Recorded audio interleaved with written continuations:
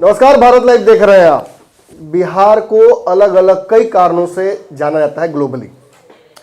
अक्सर ये कारण निगेटिव ही होते हैं, क्लीशेज, बहुत सारे पूर्वाग्रह बिहार को लेकर होता है, बिहारी को लेकर होता है।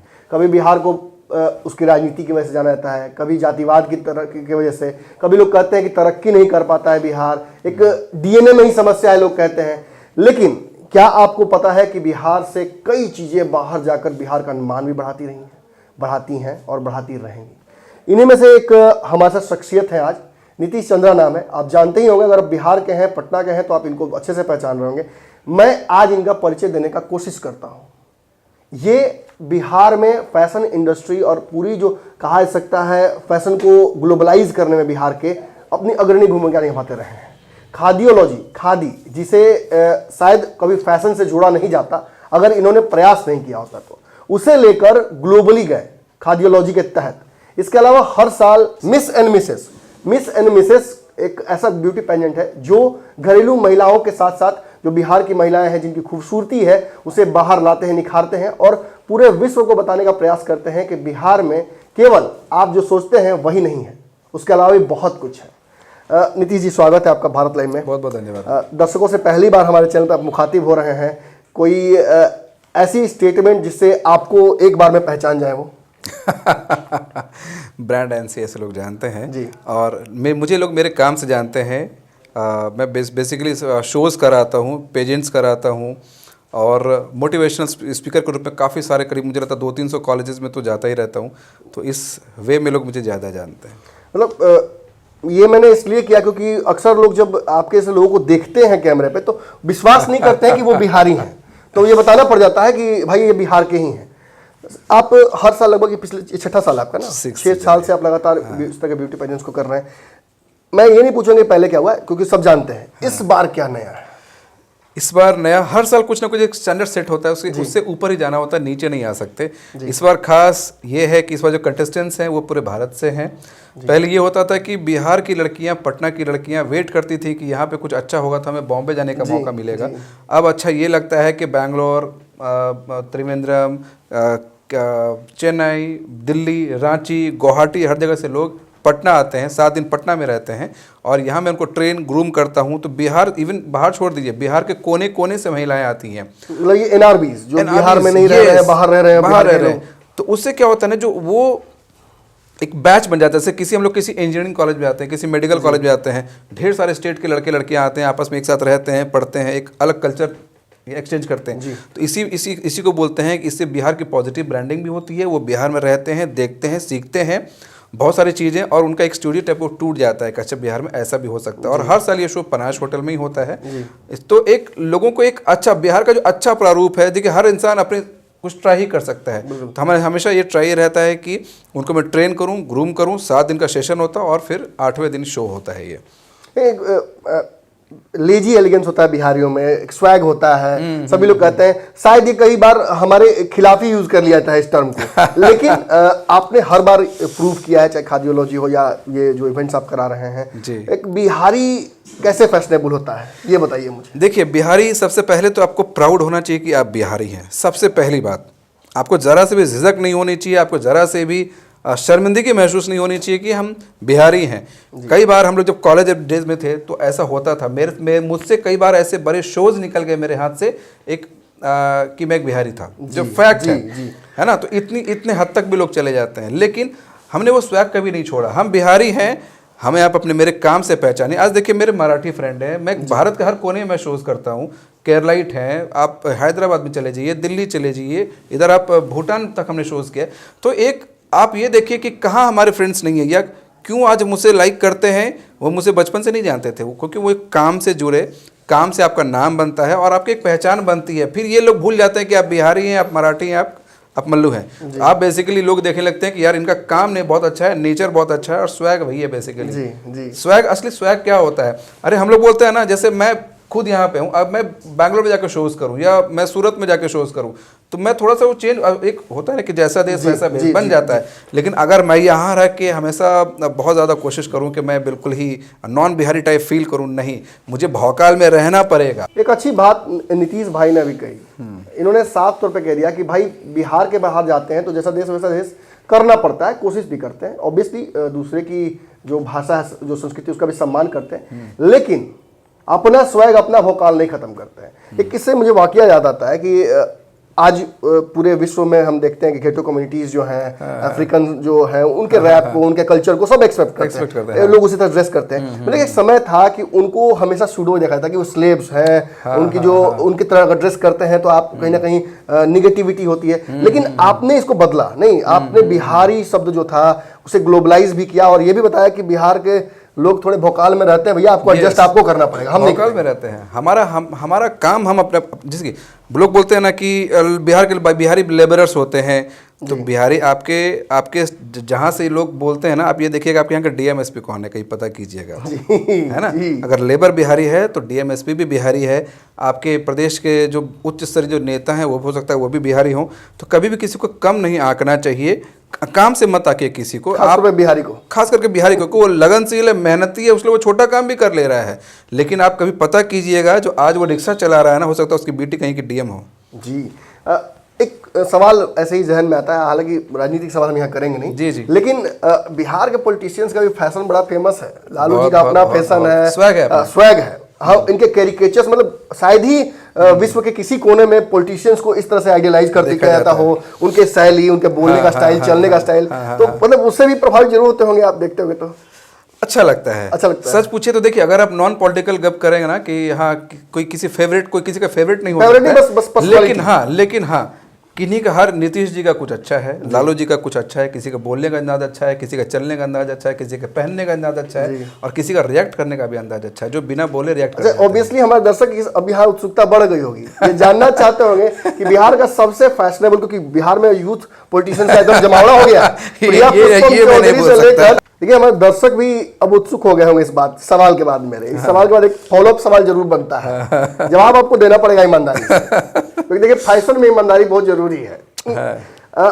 बिहार के इतने सारे पॉलिटिशियंस हैं, युवा पॉलिटिशियंस हैं, हम लोगों को पुष्पम प्रिया चौधरी भी मिल गई हैं, चिराग पासवान हमारे पास हैं, तेजस्वी यादव हैं, तेज प्रताप है जो बहरूपिया कहे जाते हैं, इसके अलावा अभिमन्यु यादव भी हैं, श्रेयसी सिंह है, जो यंग ब्लड है, उनको आप देख लीजिए, बहुत सारे ऐसे लोग हैं। कौन आपको लगता है कि सबसे ज्यादा फैशनेबल है, फैशन सेंस किसका तगड़ा है? देखिए हम कंपेयर तो किसी को नहीं कर सकते, सबका अपना अपना, अगर देखा जाए सबका अपना एक फोटे है।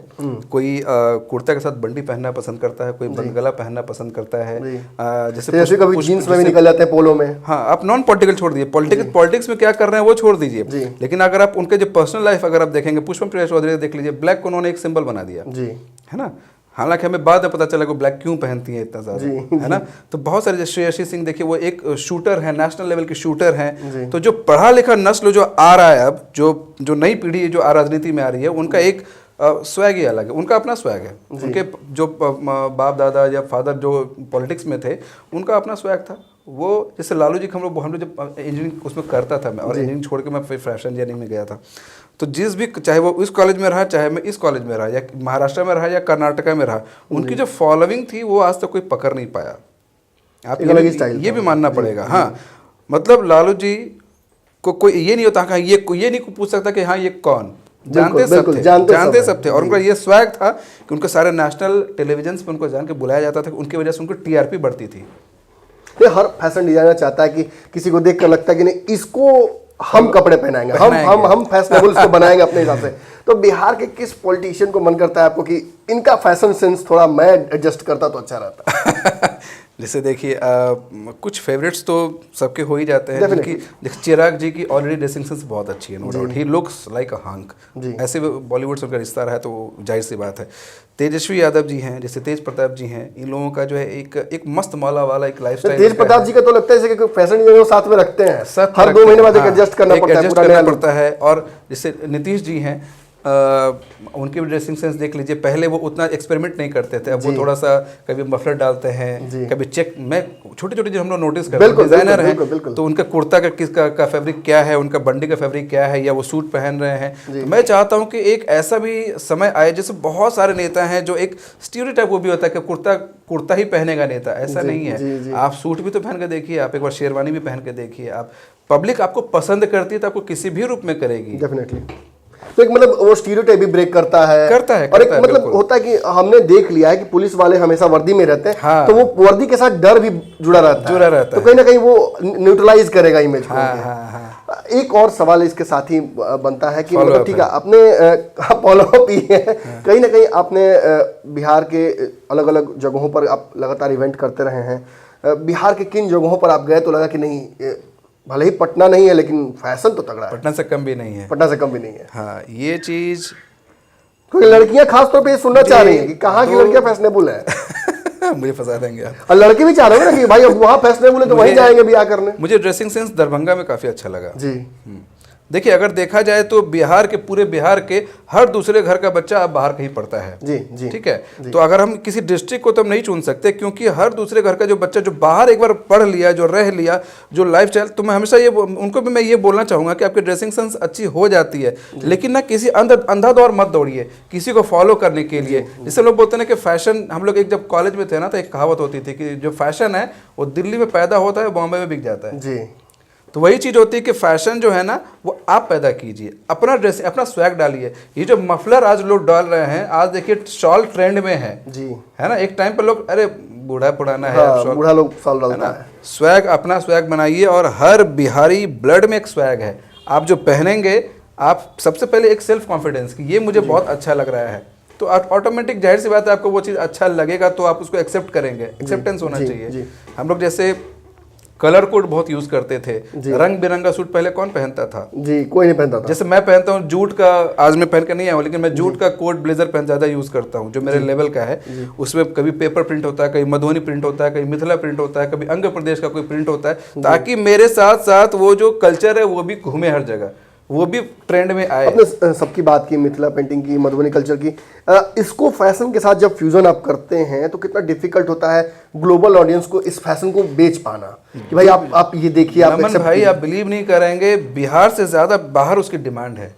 मेरा जो लेवल है उसमें जो मैं इवनिंग गाउन खास करके बनाता हूँ, पहले मैं सिर्फ वेडिंग गाउन ज़्यादा बनाता था, इवनिंग गाउन मुझे मजबूर किया इन लोगों ने बनाने के लिए। और सबसे ज़्यादा जो डिमांड होती है अंग प्रदेश का जो पेंटिंग है, मिथिला जो पेंटिंग है, जो बाटिक कला है, या जो अखबारों का जो चलन आजकल चला हुआ है एक, कि मुझे 1980s के अखबार का पूरा प्रिंट चाहिए, 1975 के अखबार का एक प्रिंट चाहिए, तो ये बड़ा ट्रेंड में है और खास करके कल्चर को लोग फॉलो करते हैं। आज अभी मेरा अप्रैल का एक ऑर्डर है और एक ईयर एंड का एक ऑर्डर है, उनका स्पेशली था कि जबकि वो दोनों ही बहुत ही, आप समझ लीजिए कि ब्यूरोक्रेट की शादी है, हस्बैंड वाइफ दोनों, ठीक है ना।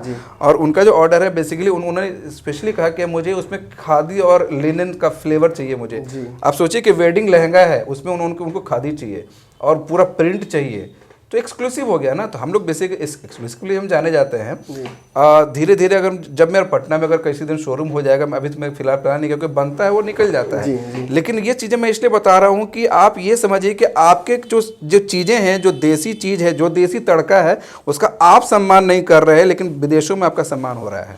ऑब्वियसली आपका जो इवेंट है उसको लेकर तैयारी आज भी आपकी चल रही है, बहुत समय आपका नहीं लेंगे, लेकिन एक सवाल यहाँ और एक बहुत इंपॉर्टेंट सवाल है जो बनता है। भोजपुरी इंडस्ट्री ऑब्वियसली अपना नाम बना चुकी है for all the reasons that have, लेकिन भोजपुरी इंडस्ट्री में भी हमने बहुत फैशनेबल लोगों को देखा है। हमने देखा है कि फैशन ग्रो किया है, देखा हमने देखा कि कैसे आए थे पवन सिंह एक गायक के तौर पर, और आज पवन सिंह ग्रूम हो गए, तो डेफिनेटली आपके जैसे लोग उनके पीछे भी होंगे। तो ये जो ग्रूमिंग है ये बिहार के यूथ का भी हुआ है। हमने देखा है कि अब सड़कों पर जो लड़के घूमते हैं वो पूरे फैशन का अपना ध्यान रखते हैं, बाल भी प्रॉपर होना चाहिए, स्पेक्टिकल्स भी अपने। तो ये जो चेंज आ रहा है इसमें ऑब्वियसली आपका भी योगदान है, बिहार का जो फैशन इंडस्ट्री है, क्योंकि यहाँ पेज 3 कल्चर नहीं था। ऑब्वियसली आपने भी 6-7 साल से लगातार ट्राई किया है कि वो डेवलप हो, लोगों में फैशन सेंस आए। क्या वो आ रहा है? कितनी स्पीड से आ रहा है? बिल्कुल आ रहा है। देखिए 2011 से मैंने बिहार में शोज़ करना शुरू किया, और ऑलमोस्ट होता है ना कि बिहार के हर कोने में हम शोज़ करते हैं, या मैंने रह के देख लिया। फ़र्क ये दिखता है ना कि जब आप आज पटना के सड़कों में चले जाएंगे, जो ट्रेंड सेटर जिसको बोलते हैं ना, कि जो लड़के लड़कियां हैं, जो कल एक्सपेरिमेंट हुआ करता था दिल्ली और बॉम्बे में, वो एक्सपेरिमेंट अब पटना में भी हो रहा है। लड़के लड़कियां एक्सपेरिमेंट कर रहे हैं अपने ड्रेसिंग सेंस में, ठीक है ना। प्लस वो अब उनको पता है कि मुझे शादी में क्या पहनना है, मुझे वेडिंग या किसी भी इंगेजमेंट में क्या पहनना है ना। पहले हमार शादी है शादी अच्छा मतलब एगो ड्रेस ले लेबे हो गए काम, जिस तरह का कपड़ा आएगा सबका घर में उसी से बन जाएगा। अब नहीं, मेहंदी में क्या पहनना है, शादी में क्या पहनना है, डांस में क्या पहनना है, बारात में क्या पहनना है, आउटडोर शूट में क्या, आउटडोर शूट का कितना फैशन है अभी अभी देख लीजिए, कितना अभी शूट का फैशन है। अभी देख लीजिए आप कि पोर्टफोलियो बनवाते हैं, वेडिंग शूट करवाते हैं। तो ये सब चीज़ें ना आप ये देख लीजिए कि इतना ज़्यादा जो वर्टिकल रेंज में जो बढ़ा है, जो डिमांड बढ़ा है, वो इसलिए बढ़ा है सोशल मीडिया की वजह से। बिल्कुल, सोशल मीडिया डिमांड है, डिमांड बहुत डिमांड, सप्लाई है, बहुत डिमांड। सप्लाई अगर आप देखेंगे, डिमांड होती है तो सप्लाई होती है। अगर ऐसे डिमांड बढ़ता रहा, अंतिम सवाल तो मेरा वही था नीतीश चंद्रा भाई की, ये था कि अगर नीतीश चंद्रा जी के डिजाइन के हुए कपड़े नमन मिश्रा जी को पहनने हो या दर्शकों को पहनने हो, तो वो कहाँ मिलेंगे? मिलेंगे जल्द ही, अगर आपका आशीर्वाद रहा तो पटना में मिलेंगे, बहुत जल्द मिलेंगे। वैसे आपको देख के तो बहुत सारे लोग ट्राई करते होंगे कि इस तरह का नीतीश जी ने पहना तो मैं भी यहाँ खोजूंगा। आपका सोर्स ऑफ इंस्पिरेशन मिल जाता। देखिए अभी जैसे मेरे पर्सनल क्लाइंटेल हैं, जैसे मुझे पर्सनल संपर्क करते, तो मेरा यूनिट जैसे बॉम्बे में था, अब इस साल से एक टचवुड अच्छी चीज होगी कि मैं यूनिट अपना डाल रहा हूँ बिहार में, जिसमें 10 से 12 टेलर होंगे। अब यहाँ कपड़े बनेंगे, यहाँ से हर जगह डिस्ट्रीब्यूट होंगे। तो जाहिर सी बात है, जब यूनिट जब मैं यहाँ डालूंगा तो स्टोर भी यहाँ डालूंगा। That brings to me my last question. आपने कहा कि ऑब्वियसली आप यहाँ पे सब कुछ डालने वाले सेटअप, तो अंतिम सवाल ये हुआ कि आपका इंस्पिरेशन कहाँ है? कौन व्यक्ति है पूरे भारत का जो आपको लगता है कि नहीं, भारत के बाहर भी जो लगता है कि नहीं ये फैशनेबल था, इसको मैंने देखा बचपन में, फैशन हम भी करेंगे? अब अगर आप फैशन सेंस को के लिए अगर आप देखेंगे ना, तो एक आइडियल तो कोई एक तो नहीं है, क्योंकि हर इंसान से कुछ ना कुछ सीखने को मिलता है। कुछ बॉलीवुड एक्टर भी थे जिनको मैंने ड्रेसिंग मतलब फैशनेबल के वे में मैंने काफ़ी फॉलो किया, जैसे जॉन अब्राहम जी, जिनको हमने करीब से उन लोगों को फील किया है शोज़ के माध्यम से। कुछ मॉडल्स हैं जिनको हमने फॉलो किया है, और आप सुन के आपको यकीन नहीं होगा, भिखारी तो नहीं बोल सकते, एक बैंगलोर की बात है, सड़क पे जो भीख मांगते हैं जैसे ना, तो हम लोग ऐसे ही कार में बैठे हुए थे, हम लोग एक ट्रैफिक सिग्नल पे गाड़ी रुकी, उनका ड्रेसिंग सेंस मुझे इतना अच्छा लगा। भले वो भीख ही मांग रहे थे, लेकिन उन्होंने जो कान का पहना था, जो नाक का पहना था, जो गले का उन्होंने जो पहना था, बेसिकली वो राजस्थान से कहीं से बिलोंग करते होंगे, लेकिन उनका जो ड्रेसिंग सेंस पूरा ऊपर से नीचे तक इतना खूबसूरत लग रहा था वो। हमने उसका पिक्चर क्लिक किया और फिर बाद में उस तरह का फिर हमने ड्रेस, ये आप मैं खुले मंच पे कह रहा हूँ, जो चीज़ें जहाँ अच्छी लगती हैं वो लगती हैं बस, फैशन इंस्पिरेशन, और वो फैशन बन गया। और वो उस दिन उसमें इतना ट्रेंड में आ गया वो चीज़ें, फिर लोग उस तरह का ज्वेलरी खोजने लग गए जी, है ना। क्योंकि आप देखिए जमाना ऐसा आ गया कि मुझे हटके चाहिए, हटके मतलब जो खास करके लेडीज में ये प्रॉब्लम होता है कि मुझे हटके, ऐसा किसी और के पास नहीं होना चाहिए। आज मुझे किसी शादी में जाना और पता चला 1 घंटे पहले पता चला कि उसकी मामी की बेटी ने भी वही चीज ले लिया है, तो अभी ये कैंसिल हो जाएगा, तो बस यही चीज है। नीतीश भाई का बहुत बहुत धन्यवाद हमसे बात करने के लिए। देखिए मैंने आपको पिछली बार जब हम यहाँ रैप स्टार्स को लेकर आए थे तो मैंने कहा था कि बिहार में भी साइफर होता है, आपको पता बस नहीं है। मैंने कहा था आपको कि बिहार के हर गली कोने में एक रणवीर सिंह है, आपको पता नहीं है बस। आज मैं वही बता रहा हूँ कि रणवीर सिंह का फैशन सेंस भी वैसा ही है। बिहार के हर कोने में आपको सिपाही और दरोगा की तैयारी करता हुआ लड़का 6 फीट का दिख जाएगा। अगर कायदे से नीतीश चंद्रा जैसा व्यक्ति अगर उनको फैशन सेंस अपने हिसाब से समझा दे तो शायद वही आगे चल के बॉलीवुड का एक बड़ा स्टार बन सकता है, जैसे कि सुशांत सिंह राजपूत थे। तो अगर आपको लगता है कि बिहार के फैशन में कोई कमी है तो इनको फॉलो कीजिए, फेसबुक पर भी मौजूद है, हमारे चैनल पर भी आते रहेंगे। अगर आपका आग्रह रहा, आपका आशीर्वाद रहा तो बहुत जल्दी आएंगे। इस बार का जो फैशन शो है इनका अलग अलग ट्रेंड पर है, अलग अलग जो फैशन के नए नए ट्रेंड्स आते हैं उस हिसाब से काम कर रहे हैं, लेकिन बिहार के फैशन को ग्लोबली लेकर जा रहे हैं। इसके लिए हम इनको धन्यवाद भी देंगे और आप लोगों का भी धन्यवाद कि आप लोगों ने इस वीडियो को देखा, शेयर भी कर दीजिए।